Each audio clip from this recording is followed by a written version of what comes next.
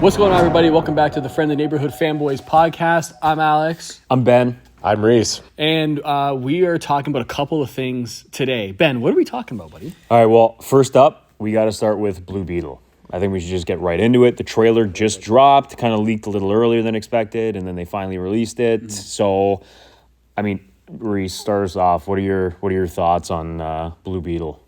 You know what? I think this is going to be the overall opinion here. The suit looks amazing. Mm-hmm. The trailer just makes the movie look like another generic superhero movie. Yeah. And you know what? I think we should all go into it without expectations like we've been doing. But yeah, just from the trailer again, I don't know. This is something that I wanted to talk about with you guys as well. Like, I feel like studios now just release these trailers that show the whole movie, like Shazam. Yeah. Same thing happened. It's like I already felt like I watched the movie, which I was pleasantly surprised when I actually went in and watched Shazam. But like, I still think trailers should just chill, tease us, make us like want to be like, okay, I actually want to go see the rest of this. Not like here's the whole movie. But do you think this one did that though? Yes. Really? I think it showed a lot. I have no idea what the story is. Okay. Personally, like he gets the suit, and then I don't know like really who he's. Okay, maybe I wasn't really paying attention. Let me rephrase then. This looks like every superhero trailer movie I've ever seen ever, and it just like didn't stand out. Yeah. And I'm not comparing this to like the Batman, for example. Like that trailer came out and it just like felt like, okay, this is something like unique. Yeah. You know what I mean? It had a different feel to it for sure. So I don't know. Maybe that's just me being bitter now because I'm feeling superhero fatigue viciously, but. So, I don't know. I'm still going to give the movie a chance. The character looks awesome. The suit looks awesome. But yeah, it just felt like another generic superhero movie. But okay, what about you? I thought it looked pretty good. Like honestly, same thing as you. Like the thing that jumped out at me is like, wow, that suit looks absolutely phenomenal. Mm-hmm. There's some cool moments in there. I like how we're kind of getting. How do I say it? Like, tonally, it is very similar to the other stuff I feel. Mm-hmm.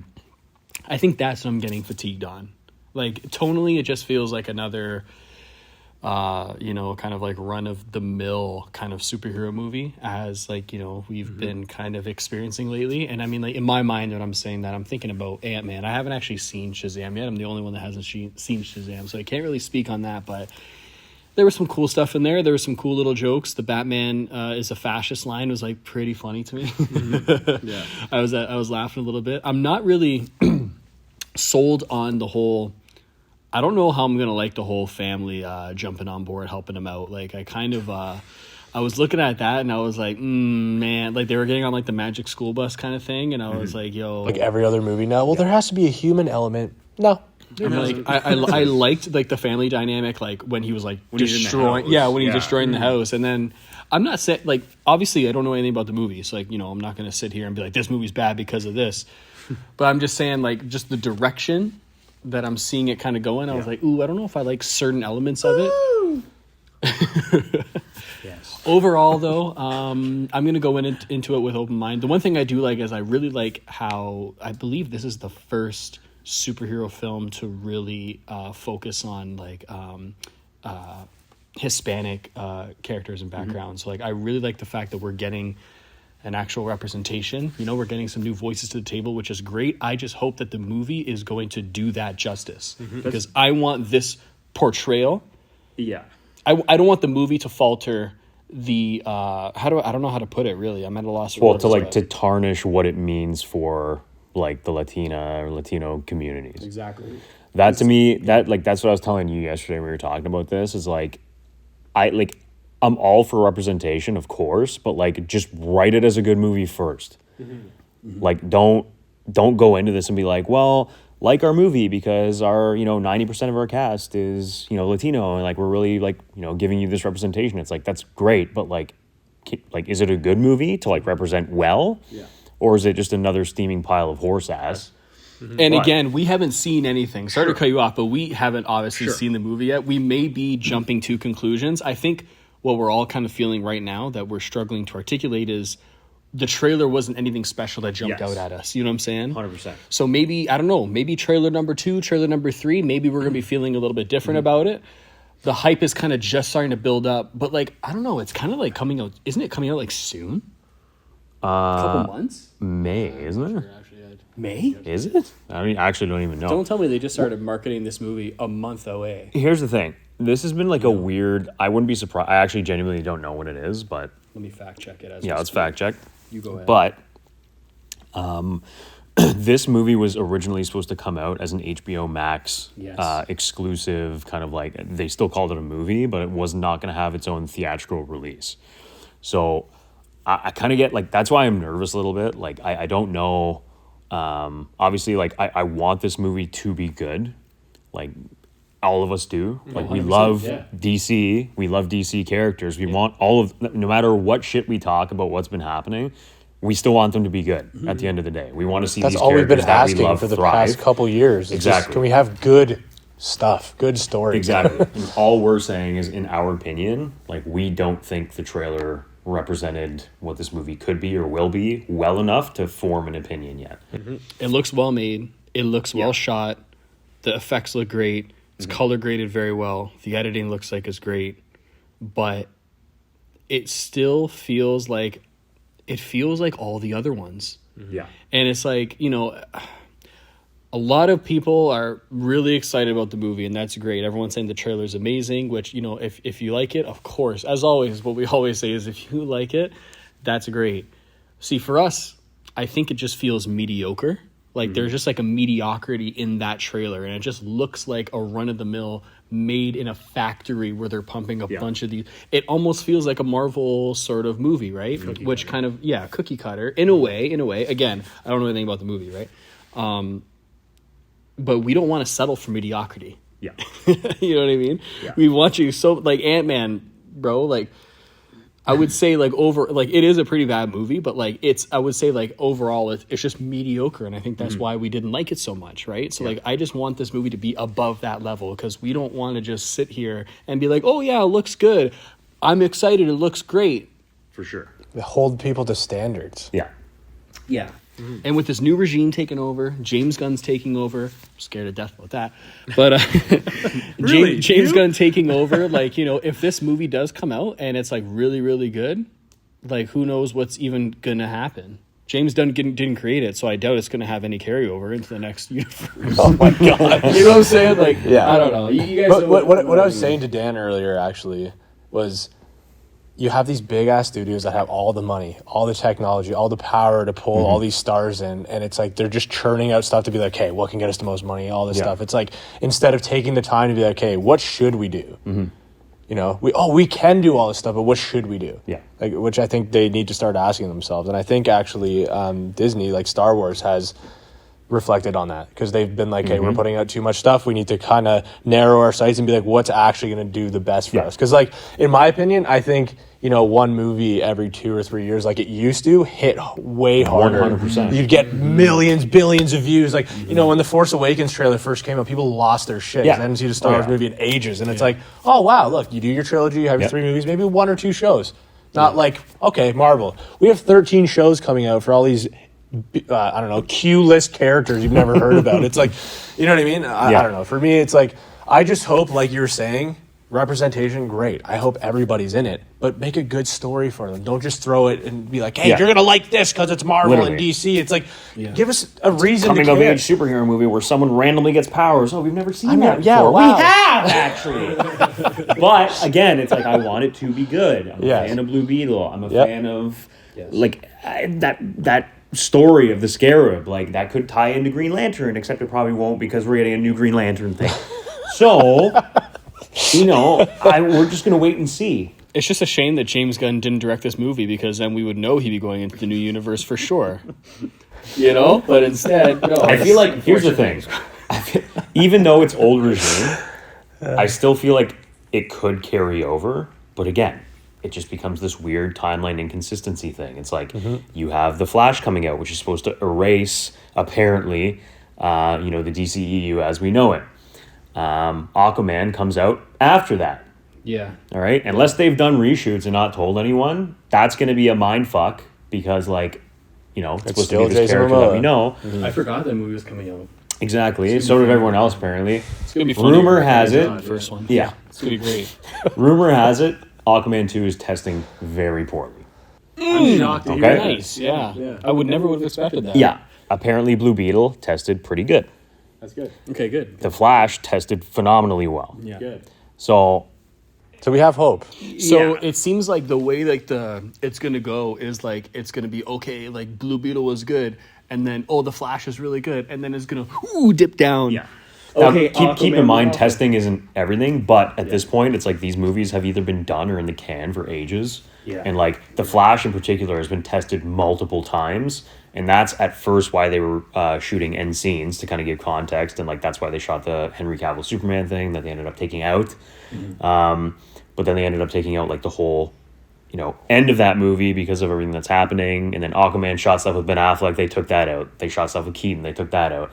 Everything is changing. Everything's fucked. And I don't want to get into this rant again, but like, I just want clarity. I just want clarity. I want James to come out and be like, okay, here's what we're doing. This is who's going to stay. This is who's not going to stay. This is how we're going to explain it to you in the movies. So you know that this is the start of a new universe. Boom. I need that.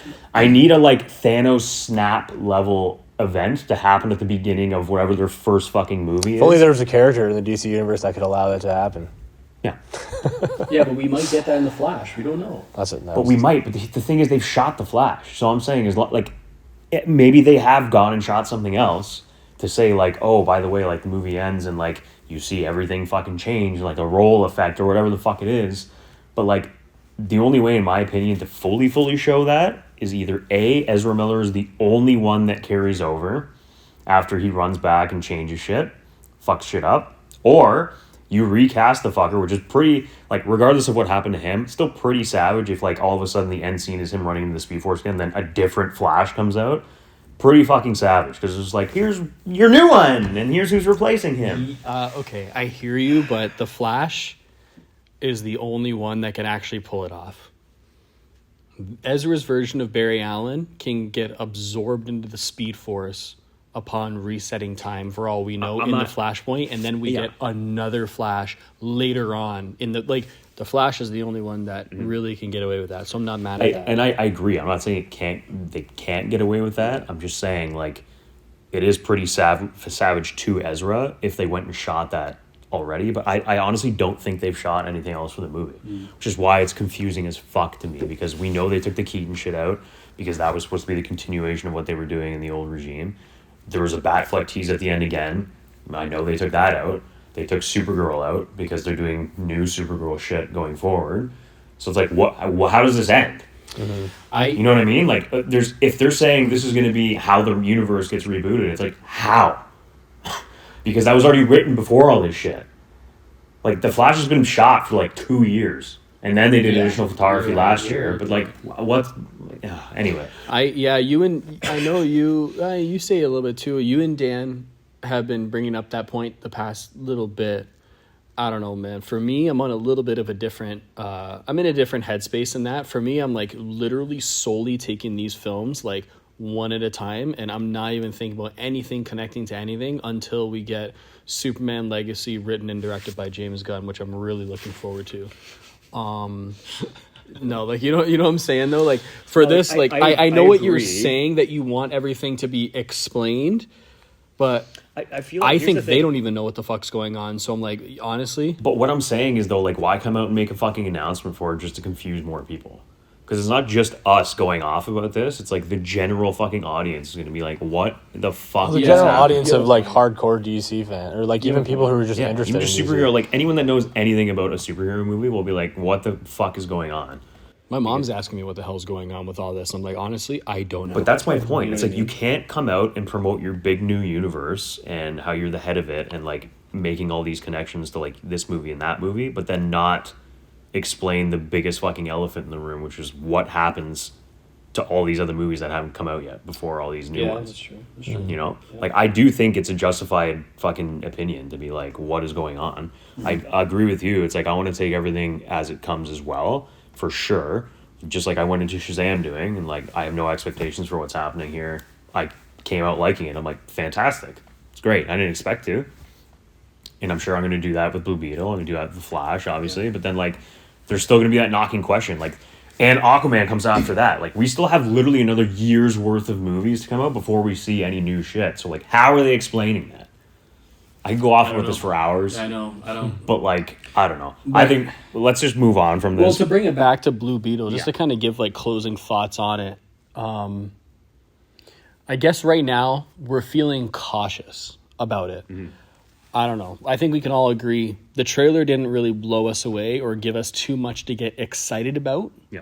I just hope that this film is not falling into the same trap that we have seen previously, both on the DC and the Marvel side, right? 100%. That's all I'm trying to say. Right now, the way the trailer is cut, whatever, it looks just like a mediocre movie, which a lot of people, I'm seeing a lot of like great feedback online from a lot of people that are, really excited for it, and that's great. Us over here, we always want stuff that's higher above that. We're not just going to take a movie being mediocre, walking away from, and be like, oh, like, that was good. I'll never watch it again, though, but that was good. No, I want superhero movies that I want to be like, I got to watch that again because that was so good. Or I got to watch that again so I could pick up more things. Mm-hmm. The way this trailer is making it feel, it doesn't seem like it's going to be that way. However, I want to be proven wrong, and I am still going to go into the film with as open mind as I possibly can, as we always do with everything, and, well, most stuff, and all that. I like that we're getting new voices at the table finally. I like how we're getting a representation of the Hispanic community. It seems like it's going to be in a very authentic way, which, I'm excited about. I just hope that the movie is going to do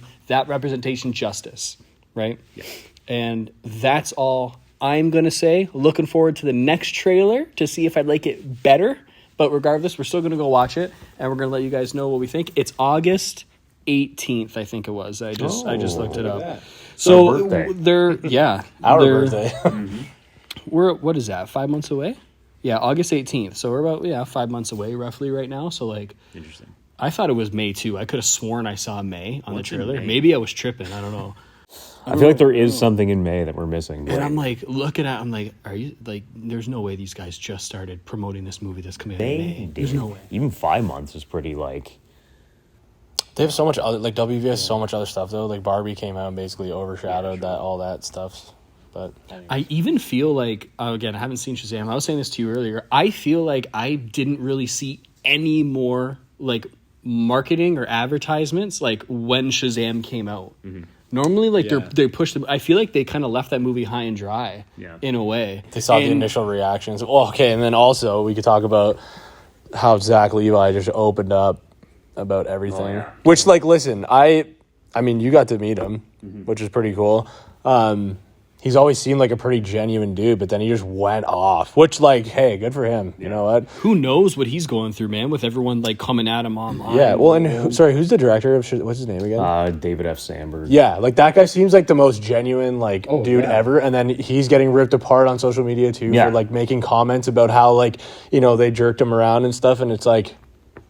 It's so funny. Those nice guys like come out and say one thing, and they're fuck you. You go against The Rock and all this shit. It's like, oh, Rock's great superhero guy. Yeah. I'll tell you what, The Rock is the most egotistical fucking piece of shit. And it's like, if anyone comes at me being like, well, you don't actually know him, it's like, fucking look at all this behind the scenes bullshit. Yeah. Like, I've been saying this for years, and I'm only going to go on a brief little fucking thing about this, but I loved the idea of The Rock being Black Adam because he literally not only looked like him, but he was fucking massive. Like, he was fucking shredded. He looks like a superhero. He looks like a superhero already. And he is perfect in the role. He truly is. And he had the rights to the movie, or at least was in the bidding for, playing the character for like over 15 years. So we've known about this in the pipeline forever. The fact that he had that much time to make something, and it's like, well, he didn't direct it. It's like, he's been producing it. His production team fucking produced it. Production company fucking produced it. Like, he basically did direct it. Yeah. He just hired some guy to slap his name on it as the director, right? He hired the writer of fucking Rampage, that terrible fucking King Kong ripoff movie he did, to write this movie, instead of going outside of his comfort zone, hiring good writers, good director, good producers. But those aren't That's why he has a big fucking overinflated ego. That's why, even though he makes a shit ton of money doing this stuff, he makes shit fucking movies 99% of the time. Because he's surrounded by yes men who are like, whatever you want, sir. Whatever you want. Because being his like, face, that's garbage idea. Exactly. Mr. His face Dwayne The Rock. sells the movie. Nothing else sells the movie. Yeah. Anyway, let's talk about something positive. Yeah. Okay. Well, how about this? I mean, another movie coming up is Spider-Verse. Yeah. Across the Spider-Verse. Yeah, Looks amazing. Looks incredible. The ending joke killed me the first time I saw it. I was Let me guess. howling. He died. I was like, wow. I was howling. See, like, that is comedy in a superhero movie that's just perfect. Not this fucking, bullshit Marvel humor that I fucking hate. Yeah. Listen, I love Marvel. I think their movies are great, but when they're injecting humor every 8 seconds, it's like, oh, what a serious moment. Humor. It's like, can I feel something other than, wow, that's a jolly knee slapper right there? Like, you know what I mean? But then Spider-Verse, like... And 90% of the time, they're not even funny. Yeah, and then Spider-Verse is like tugging at her heartstrings. You see like the Gwen shot, like him having to face the fact that, he's a different Spider-Man. And then they throw that in at the end. It was obviously, this is just a trailer, but it's just like, if that's like any indication on what the movie's going to be like, great. So it'll have some emotional parts, it'll have some funny parts, have some like cool The first one, visual parts. Yeah, the first one dealt with like a lot of grief and like loss and like dark shit too, 100%. right? And like if it's anything like this, then like we're gonna be in for like an even fucking more emotional ride. Yeah. And this is only part 1 of 2. Like this is a 2-part movie. Oh, true. So like this part is probably gonna like almost Infinity War us and like leave us on a cliffhanger, and like there's probably gonna be some pretty dark shit. That's awesome, man. I mean, just like the first one, it looks absolutely stunning visually. The art like, style is it's beautiful. It's beautiful. And I like how they kind of brought in, like, they're kind of messing around with like some different art styles too in some of the characters. Like one of the characters literally looked like the Ultimate Spider-Man game. Did you ever play that back in the day? Fucking love that. And well, it's funny you say that because the actual remember Spider-Man Unlimited from the 90s? So remember the 90s one? Yeah. After season 1 or 2 changed into Spider-Man Unlimited because he like goes to space and there's like a like Venom world. And there's some crazy shit that anyway, he's in it. Like he's in this movie, so that's cool. That's awesome. I'm pretty sure the 90s Spider-Man is as well, possibly even the 60s one.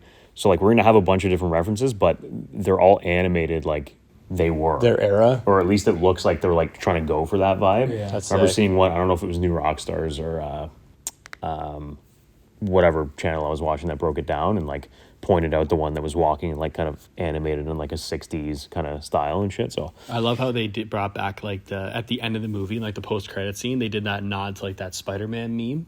Yeah, that they're all 60s fucking doing it. and like there's like the camera pulls out and it's like interdimensionally like 1700 of them and I was like, that is hilarious, all man. just pointing at each other. They're just great. Like, Miles Morales is such a great character. I love him as Spider-Man, like his version of Spider-Man. I just love how it's all centered around Miles, which we haven't gotten yet, really. Yeah. And it's awesome that the first time that we do get that version, it's amazing. Like the first movie is, I dare say, a masterpiece. It is. In Truly superhero is. cinema and in animation, like whatever. Like it's like it's one of my favorite Spider-Man movies. It's like top 3, and I'm talking like all the Spider-Man movies. So I'm really excited for that one. I mean, I don't really have much to say about it.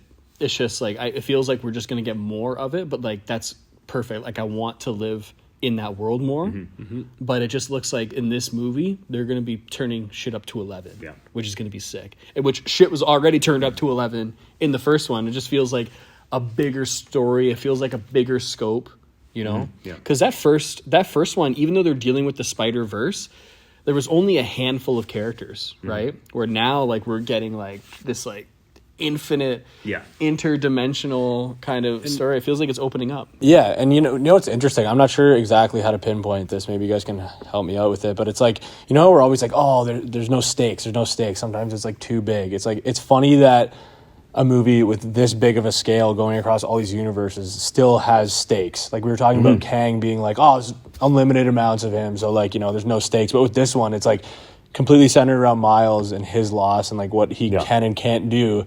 But, there's a million Spider-Man. So it's cool that even with the scale of the actual story of the movie, they can still create that, like, oh, shit. Like, we can still care about it, which is cool. And I appreciate that about I completely agree with that. I think that's a precedent set from the first one because we know that they're willing to take risks. Mm-hmm. And, on another note, we have our first connection from a cartoon to live action in like the first, I don't know, 30 seconds of the trailer, you hear Oh, yeah. Miguel, Spider-Man 2099, say, he's basically saying like that little nerd. He says, yeah, that little nerd. Doctor Strange and and Doctor that- Strange and that little nerd from Earth 199999. That's Tom Holland and Doctor Strange when pretty cool. he fuck shit up. So like, Yeah. that's pretty cool that they're is, it acknowledging that shit. And like, we know from the trailer again, like we've seen the PS4 Spider-Man, the white spider on him, like he's in this movie. So like they're branching out now, and like even that's pretty cool to me because it's showing like you don't always have to represent mainline stories in that exact same style. Like we don't need 900 other Marvel movies to like explain this to us. It's like, no, here's Spider-Verse. Like they're explaining that this is multiversal version of this character. And this actually might trailblaze and open the door for a live action Miles Morales finally. That'd Whether or be not that's sick. I would.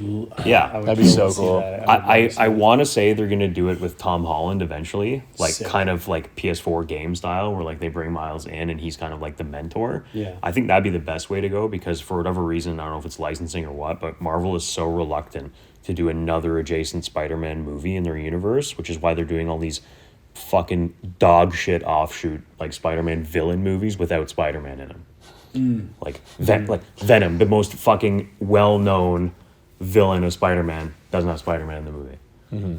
Fucking Morbius. Dog fuck. That's probably one of the worst movies I've ever seen. Terrible. It's up there with Wonder Woman 84. They're doing Madam Web next. Guarantee he's not going to be in the fucking movie. Yeah. 0%.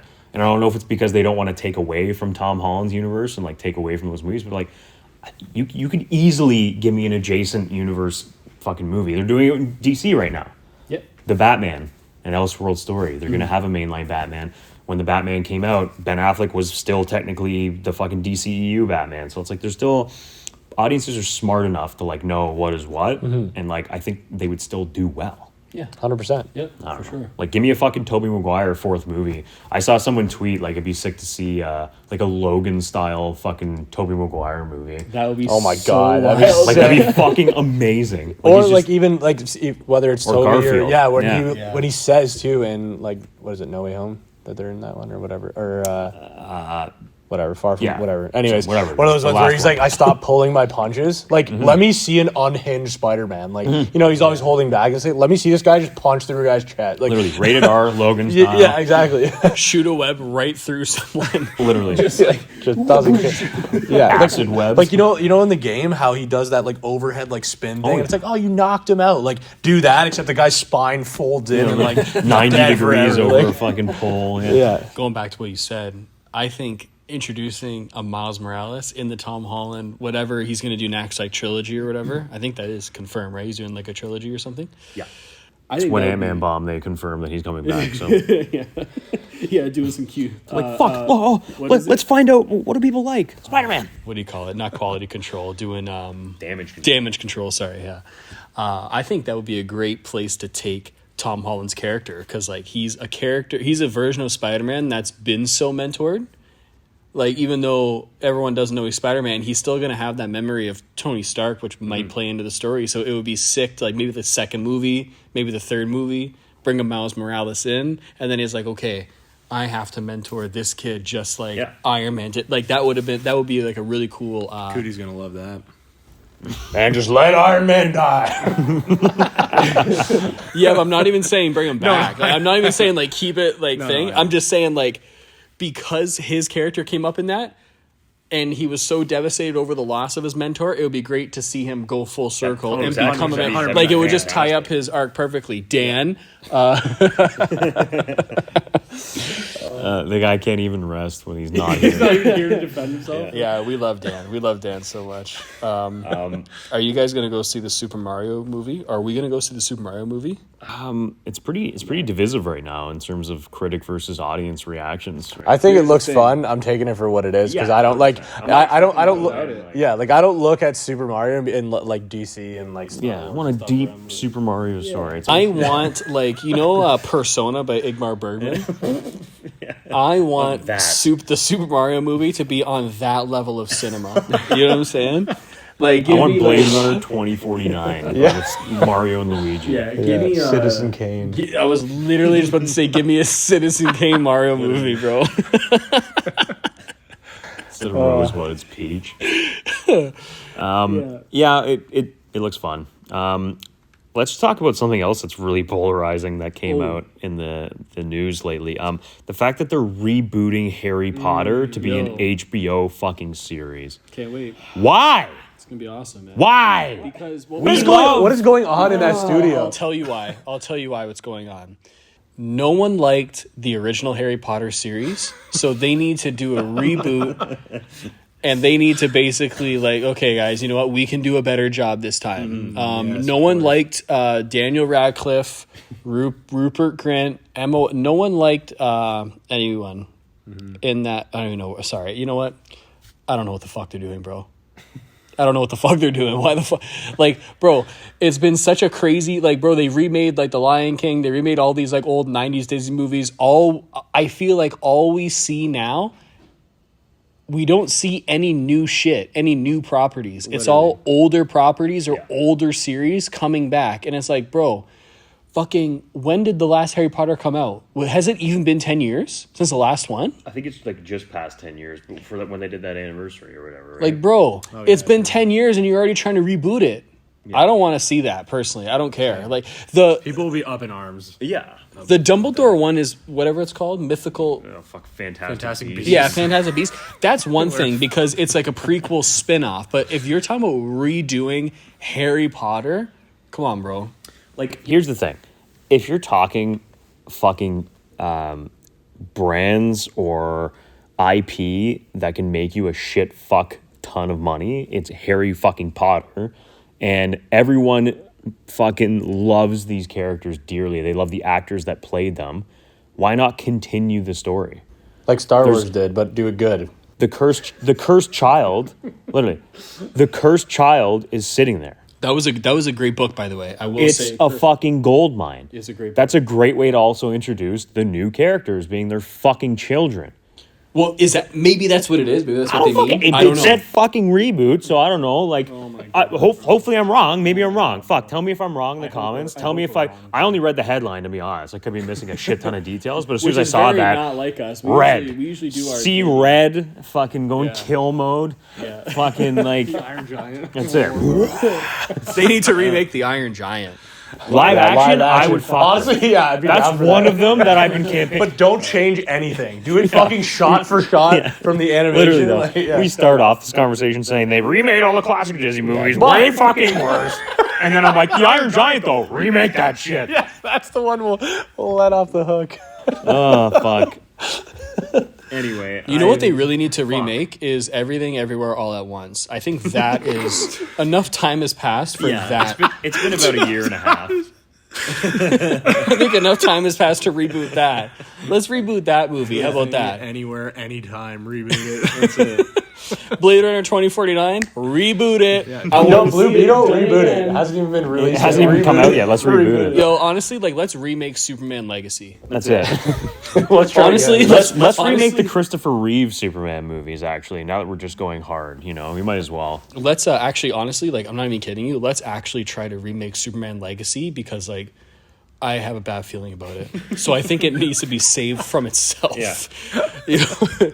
Did you guys see that thing? James Gunn came out apparently and said, like, Superman Legacy is not going to share the same tone as Guardians of the Galaxy. It's like, well, I fucking hope not, bro. Why would we the ever fact that you had to that come out and say that means that there's you're a problem. A polarizing response from saying you're directing this movie. You know, it's been a little bit of time since I've had the opportunity to speak on this because I wasn't here the last podcast. I was away. But when I heard the news that James Gunn is not only writing but also now officially directing Superman Legacy, oh my god, bro! I was to see all of his humor in there. I was so mad. I was like, okay, like I was kind of in the process of making peace with him writing it. I was like, okay, fine. Like maybe he'll just write it and then hopefully give it to like an actual good director that'll do a great job.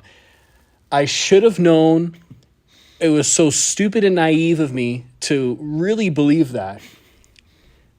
Because when he said, I'm going to direct it, I'm really excited about directing it. I'm like, yo, I don't have any more to say on that except I'm terrified. I'm terrified. I'm terrified. Superman Legacy is going to set the tone for the entire universe, and I think Whatever that may be. I think we are absolutely And whoever may be in it.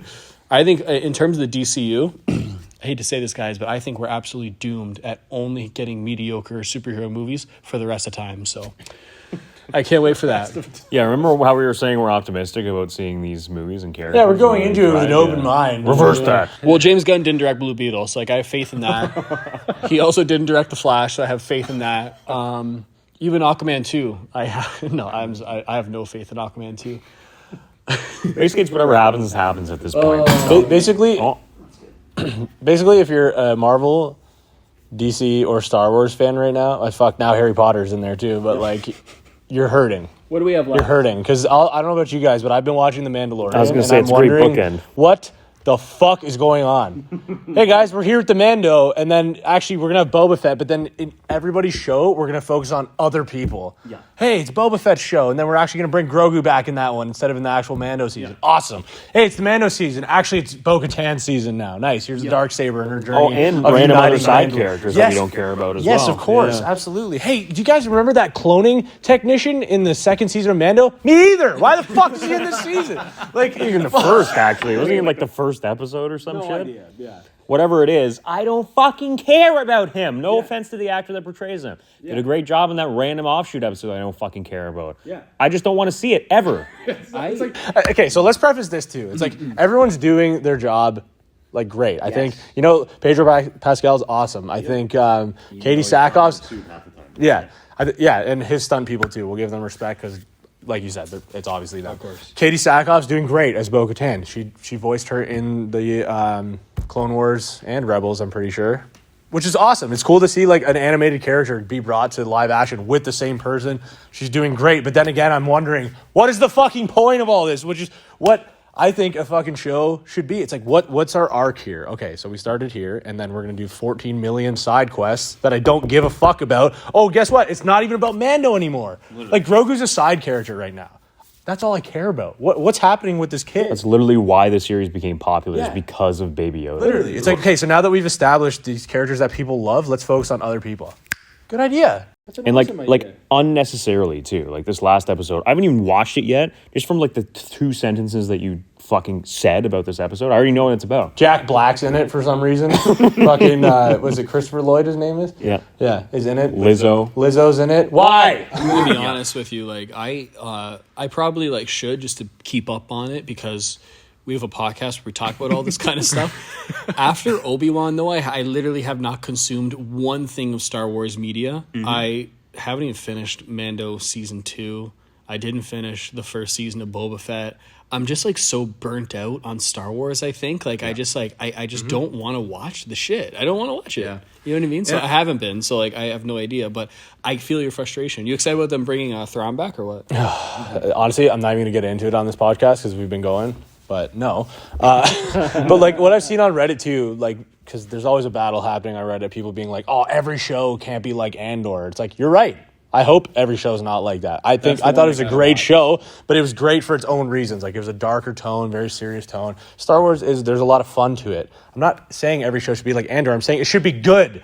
Like, give me good written writing. Well, like Andor. Yes, and it's like then you have the people come in and say like, "Oh, Star Wars was never written well. It was always like campy and stuff." Oh, awesome! Why don't we make it better then instead of being like, "Well, it's shit anyways." Might as well keep making it shit. It's like, what kind of fucking attitude is that? It's like, we have fallen into, and this is, I guess, just speaking on like us as like a society now, but we have fallen into a rut of just like accepting mediocre shit. Mm-hmm. You know what I'm saying? And 100%. Don't get me wrong. There's great stuff that's being made. Like, off the top of my head, like, I was late to the game, but I recently just watched Everything Everywhere All at Once. That's why it's at the forefront of my mind. Phenomenal film. Like, there's a lot of great, phenomenal stuff that's happening, but the big companies like the Disney and the Warner Brothers, we have fallen into a place of mediocrity and we're all just like accepting it. Mm-hmm. You know what I mean? It's like, oh, well, yeah, it was like just whatever. We watch things once and never watch them ever again because we're always waiting for the next thing. Yeah. And it's like when you look at the history of like cinema, like look at the great decades. There was great stuff in every decade, but I mean, like look at like the 70s, right? What was going on in the 70s that people were making all of these landmark films, right? And pushing the medium forward. It kind of happened, in my opinion, it was, kind of happening towards the end of the 60s, all the 70s. You had banger after banger. Like, think of all the greatest films ever that's, like, accepted widely, right? I feel like we just plateau nowadays. Like, filmmakers just plateau because, like, they'll come out with something new that, like, pushes the medium forward. But then, like, we just sit in it for way too long. Like, I feel like the biggest industry kind of jump that we've had is the volume in the past 5 years, technology-wise. But I'm saying technology informs a lot of what filmmaking is now, because It always has. it always has, but that's what I'm saying, right? So, like, the volume is a huge step forward in the industry, but now that everyone's so comfortable with it, everyone's just living in it. Everyone's just, like, it's a waiting pool. Everyone's just sitting there like, wow, this is great. Let's stay here. It's like, no, No, we got to it's keep like pushing the figure boundaries. out ways to embellish your film with this technology and then push it even further, and then that's going to birth more technology. Now every single fucking Disney Plus Star Wars show, Marvel fucking show is shot on the volume, and you can fucking tell. 100%. Because now they're lazy. They don't build practical sets. They'll build like a little bit leading up to the screen, and then that's Three rocks fucking in the it. foreground, It's and like, that's it, I can tell. It's just some guy in an empty field with like a desolate fucking landscape behind him. Like, wow, I wonder where they shot that. Yeah, then you the look at Batman. Andor, and it's like these massive rolling landscapes. You're like, Practical they were on, sets. they were on set. And then they did the cockpit shots, which require reflections. And it looked light amazing. bouncing in the volume, and it looks great. The Batman. They did the rooftop shots where, they're overlooking the city on the volume. Great use of the volume. The Batmobile shots that were too, intensive for the actor to actually sit in the car and rip around the stuntman. The volume. Yeah. Done. That's it. Then you look at Ant-Man and it was fucking green screened. Yeah, like it's like 1997. Like it's like the first green screen ever. Like literally like the set of the Phantom Menace, which the Phantom Menace groundbreaking for its time. Don't get me wrong. Yeah. But I mean, now you look at it. Unwatchable now. I still love Phantom Menace. Listen, I love it. It'll go down in history because, childhood, but oh my God, trying to watch through it now, it's like, holy heavens. The other thing that bothers me, if I can just say, It was always like that. We yeah, the one thing that bothers me, if I can just say one more thing about this kind of topic is, I guess what I'm really missing in terms of like in terms of film, cinema, whatever, is now there are a lot of amazing creators and amazing filmmakers and like phenomenal writers that are out there, right? But the problem is the creator-owned I wouldn't even call them properties, but the creator-owned like projects don't get the same, like Martin Scorsese could not come out right now and make Taxi Driver and no one would give a fuck. Yeah, because they're like, oh, it's not Marvel. Exactly. It's not, Yeah. And the problem, so like we're so caught up in the franchises right now, like and I'm talking like just all of us, general consumers, even we, like, sometimes I find myself in a rut where it's like, fuck, I feel like I've only watched superhero stuff for a while. We watch the same 20 movies every month. You know what I'm saying? Like, so to me, I'm like, man, the creator owned like projects that push the medium forward are not even given the chance anymore, because like the next Martin Scorsese, the next great director, the next great composer, the next great screenwriter or whatever, like they're like, we're out here, like they're waiting out there. But the thing is, like, we're overshadowed so much by this monopoly that these franchises have created. Yeah. That now we're stagnant in this medium, like, because there's great shit. And even when good ones come out, like, they're still overshadowed and like don't make as much money as they should because of these franchises. Like Air, starring the greatest Batman of all time and directed by the greatest Batman of all time, Ben Affleck. So as of right now, as we're talking, again, I'm not a huge Rotten Tomatoes guy, as everyone knows, but like sitting at a fucking healthy 98% on both the critic and the audience score right now. Yeah. It's a good fucking movie. Yeah. From what it looks like. Yep. We know someone, Caboose saw it. He thought it was a fucking great movie. And that's a great movie that we should all see as a little palate cleanser. And it's just probably going to be overshadowed still. It's probably going to make $3. Exactly. And And then they won't make anything like that again because they're like, wow, we took a risk. It doesn't make any money. money. Yeah. Let's fucking put all of our money into fucking Back to the medium. Yeah, exactly. Exactly. It's awesome. And it's like, but how do we, like, I don't know, like, how is that gonna, I don't know what's gonna change. How is it gonna change? We're in our mid-20s right now, right? So like, for people that are around our demographic and even the younger generations coming in that are, the majority of the ticket buyers that are going in like movie theaters and shit, how are we going to change it? Because like I said, everyone is just okay with consuming mediocre ass shit. I want a movie that's gonna like not gonna blow change- me away. They're not going to change anything about their business if it works. They're like, well, this still makes us money, so let's keep making these things. So. Yeah, man, it's like fuck. And I mean, man, I don't know. I could keep going. Like even the fact that it's like literally every Marvel movie feels like it's just made out of a fucking factory. You know what I mean? But you know, it wasn't always like that though. No, it wasn't. Which is interesting because you look back and you're like, wow, like the first big kind of series of Marvel movies, like what was it, phase 1 to 3 or 4? Or Bro, whatever it Iron was. Man was a huge risk for the studio. Yes, but then you could tell those movies at like they were carefully made. There was a plan. There was like, okay, we'll give this director here because their strength is this, whatever. And it all made sense. And then it was like after Endgame, obviously that's a massive undertaking to try and follow up because you built this whole like 24/3 movie, whatever it was, thing. But it's like it doesn't mean you just have to start forcing shit now. It's like, well, we got that out of the way. Let's just throw everything at the wall. It's like, I see what you're saying, but it's Marvel's also experimental phase. It's honestly their loosest, fucking shittiest phase so far because they don't know what they're doing. Now it's too loose. It's too broad. Like it's no longer a shared universe in a way. It's just like there's shit spiraling everywhere. You don't know where the Avengers are. It's like they're not answering the questions people actually want to know. They're just going in different directions and exploring the young Avengers and introducing all these new characters that no one fucking asked for. and then putting that stamp on it, like diversity. You should like this. It's like I want to like it. I think it's awesome what you guys are doing, but make it good and make it make sense. And make it come from an earnest place, like an honest place. Ernest Hemingway? Ernest Hemingway. Exactly. But like, like have it come from an honest place. You know what I mean? 100%. So again, like we're probably going to get destroyed like by people like thinking that we're always negative about shit. But like the thing is, we're only, like we say all the time, we want to love this shit and we're hard on it because we love it so much, and we're tired of like seeing mediocre shit. So like I really hope Blue Beetle can rise above the first trailer impressions. I really do hope that. And Dune Part 2 is coming out later on this year, and that is what I am most excited for because I fucking love Dune. I love Denis Villeneuve. Guys, honestly, it's been great catching up with you guys. And man, I felt like I had to get a lot off my chest. I feel better. This is therapeutic.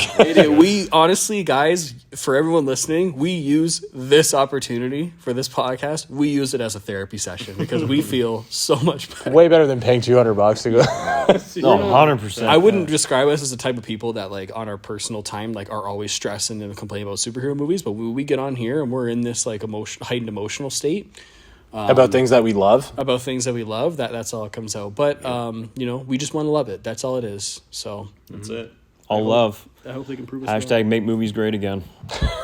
That's actually awesome. See you guys. All right. See ya. See you Thanks for guys. tuning in. Listening. Thanks for watching. Miss you.